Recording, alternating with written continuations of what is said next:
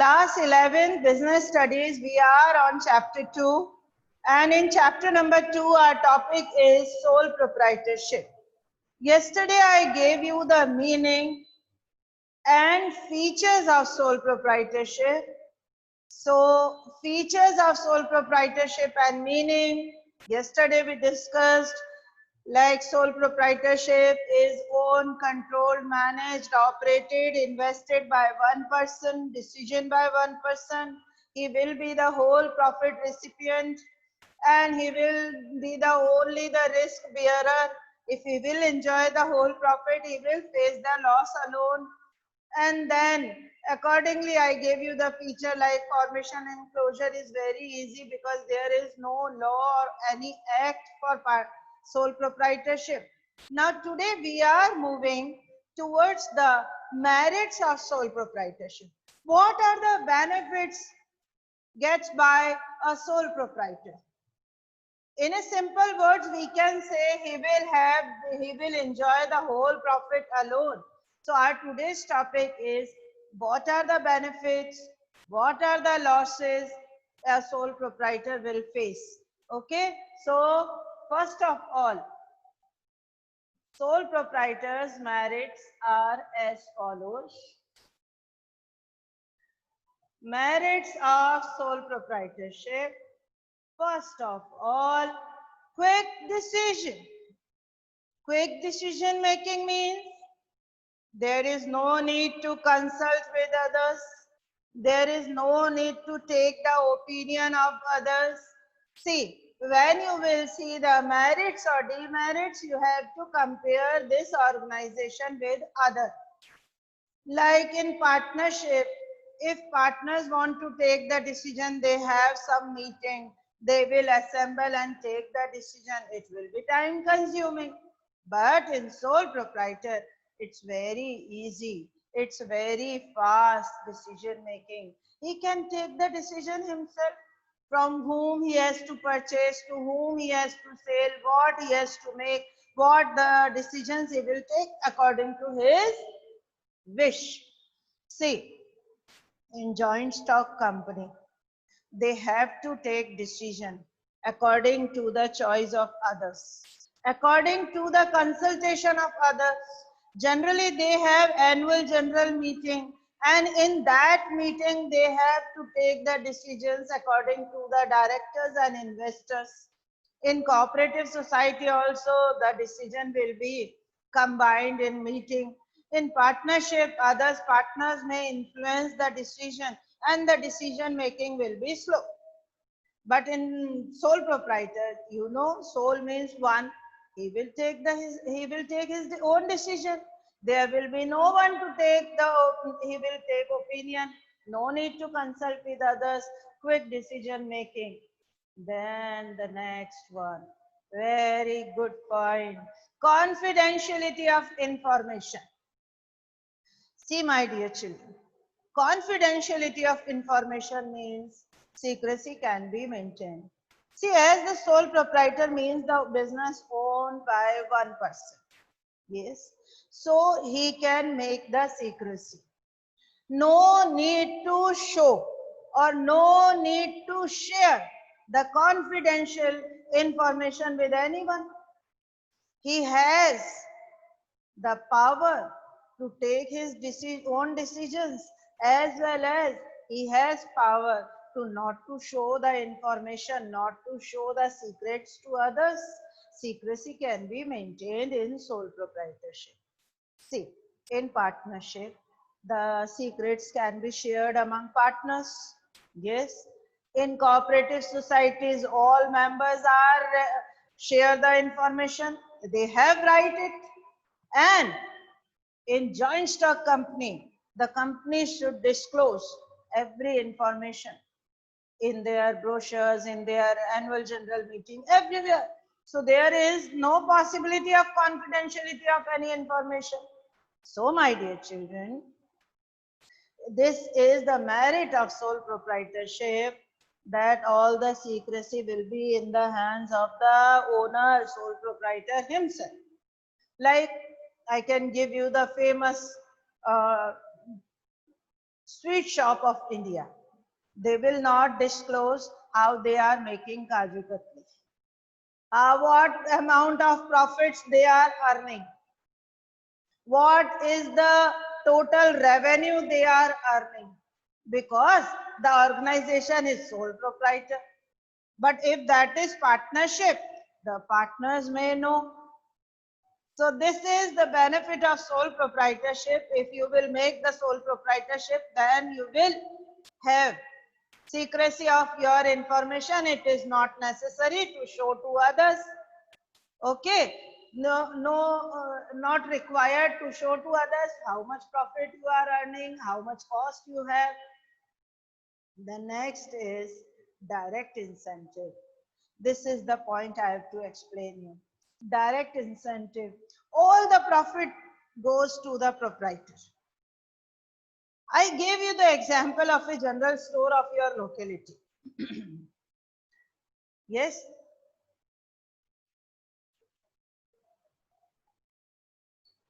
Who is Supriya?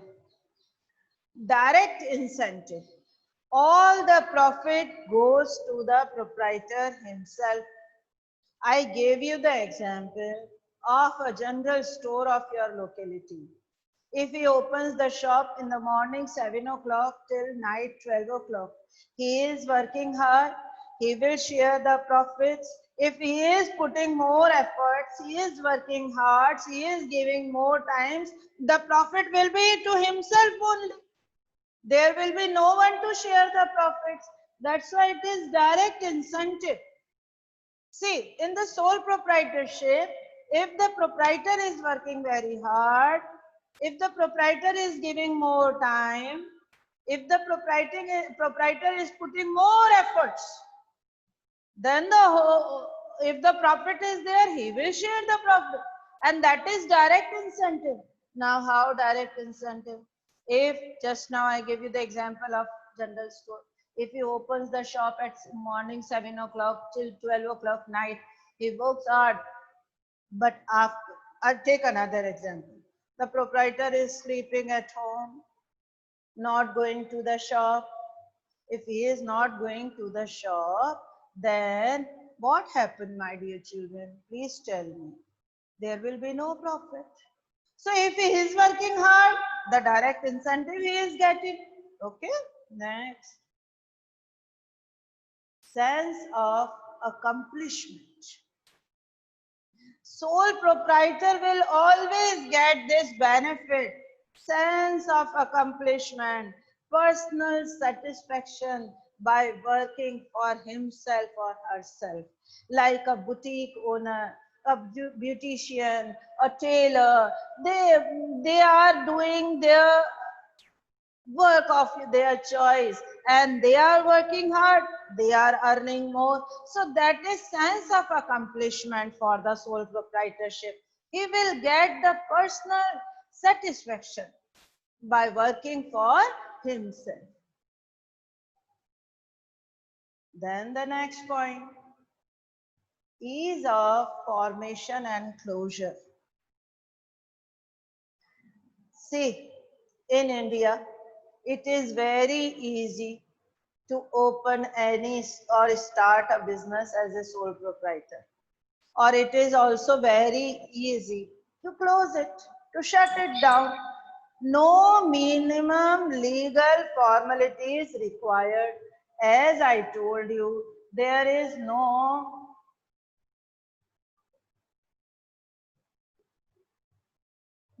formalities, no law is there. So if there is no law, means the persons can start the business easily and they can shut down easily. See, if the business man is earning huge profits, or if any field is giving high profits, the businessman will continue the business. And if he is facing loss, he can shut down the business immediately without any legal problems. In India, there is no separate law for sole proprietorship. See, for partnership, they have law. For company accounts, they have some specific act, but for sole proprietorship, there is no any separate law. Pranay Jain, on your video, please. Easy formation and closure. Then we will move towards limitations. Limitations means drawback. Drawback means now we have to say the sole proprietor is not suitable and not feasible, not profitable. How? Because resources are limited. Capital is limited and the size of business is small. Yes, size of business is small because he has less capital. Invested capital is less. Say in partnership, two or more partners join their capital, so the capital is high. In joint stock companies, the capital invested by the public, so the amount of capital is huge. But sole proprietor always have limited resources, limited capital. Okay. Then next, limited life. Limited life, no continuity. No surety of continuity. Why? Due to sickness, insanity, imprisonment, death of the sole proprietor, the business may end. There is no continuity. That's why the life of sole proprietorship is limited. Yes, maybe his children will not continue the business. See, in the partnership, if the partner wants to retire or partner died, then other partner may come and they will continue the business. But in case of sole proprietor, it is the drawback that if the sole proprietor fell sick, imprisonment, insanity, or maybe he died or met with an accident, then there may be problem in continuity. That's why it is said that sole proprietor has limited liability, limited life, then unlimited liability. Yesterday I explained you. This is the drawback of sole proprietor. His liability is unlimited. Unlimited means his personal properties will also be utilized to pay off his debts. That's the problem. Like a businessman has taken a loan from bank and he is facing huge loss. Then what will happen? His personal property, personal house, personal car, personal property will also be taken by the bank. That's the problem. This is the drawback, unlimited liability, then limited managerial ability. The proprietor may not be efficient in all managerial function. Maybe he is good in purchasing and selling, but maybe he is not good in marketing. Maybe he is not good in using all the resources. See, one person cannot do the whole work alone. He requires some team, some assistance. In partnership, it is easy. Like one partner is doing purchasing, one is selling, one is managing others. But here, sole proprietor, I gave you the example of general store shopkeeper. Na? He has to open the shop, he has to buy the material, he has to see the sales, etc. He has to pay the bills, etc. Everything is done by himself. So there may be limited managerial ability and capacity, and the sole proprietor may not be efficient in all other managerial functions. See, a boutique opened by one lady. He is good in stitching. She is good in designing, but she is not capable to manage all the things. Then what? So this is the drawback of sole proprietor. So today we completed these things, these points one by one. I will discuss with you merits of sole proprietorship. And when we explain the merits, we should explain happily that the merits of sole proprietor, quick decision making, he can take fast decision without any interruption. Confidentiality, no need to show the accounts to others, no need to show how much profit is earning, how you are making these things. The secrecy can be maintained. Then direct incentive. If you are working for your organization, that is your organization, that is your business. If you are putting more efforts, you will get more returns.